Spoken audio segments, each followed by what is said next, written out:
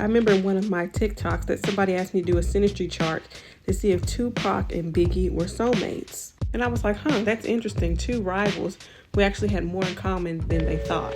And when I looked at the chart, it looked so. But then like egos and trauma got in the way of them becoming great, great friends. Now, when I get into this, I don't want no confusion or argument breaking out, because I know how some people get when their rappers are talked about. We are all one up in here trying to find the answer through the stars. Okay? I can't find Tupac's birth certificate, just his name change on a certificate. But on astrotheme.com, they have him listed as a Pisces rising, born 2:19 a.m. because the time determines your rising sign. They might be onto something because he is a good artist and his lips look like a fish.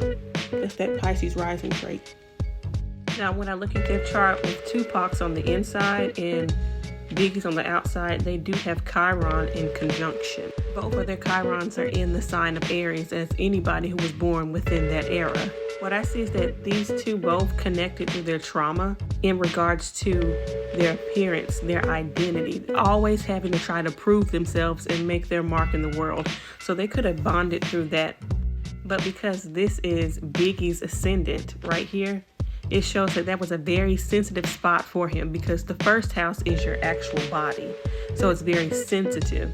And when you have Chiron on your actual body conjuncting somebody else's, this means that Tupac could have been his healer or his destroyer, because that's what Chiron is. Chiron is the wounded healer, but it can also hurt people. So any slight comment or joke or something could have hurt Christopher Wallace. But because we're using the Placidus system for their birth charts, Tupac's moon is also in Biggie Small's ascendant, first house. So this means that Tupac got really comfortable with him. He probably wanted to nurture Biggie Smalls. He saw him as just one big sensitive teddy bear that he wanted to take under his wing. It could also show that Tupac felt that he was seen by Biggie, that they saw each other.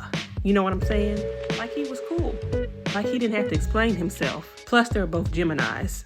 I read an article where it said that Tupac actually cooked for Biggie the first time they met. Like they went over to his place and he made steak, burgers, and fries, and some Kool-Aid. And then I get to this aspect where Tupac's Aries moon is making a square to Biggie Small's Venus-Mars conjunction in the sign of Cancer, solidifying that they had a magnetic attraction to each other friendship-wise, because when signs square, that's what happened. Biggie Smalls was sensitive if he had that Chiron in the first house, Pisces rising, Cancer, Venus, and Mars. I don't know if he could hang with Pac like that, because he get his feelings and stuff. Now I'm looking at Tupac's chart, and he has the Sun, Ceres, Mercury, and Venus, a stellium in the sign of Gemini. So that makes Tupac a very giggly, a very chatty, a very prankster, jokester type of energy. And despite his Aries moon, he had a very lighthearted energy where he just wanted to chill. He was an air sign, so he didn't want anything heavy, but he could bring it to you if he wanted to. But it also brings a very suspicious character, a very paranoid character. Because not only is that one of the curses of Gemini,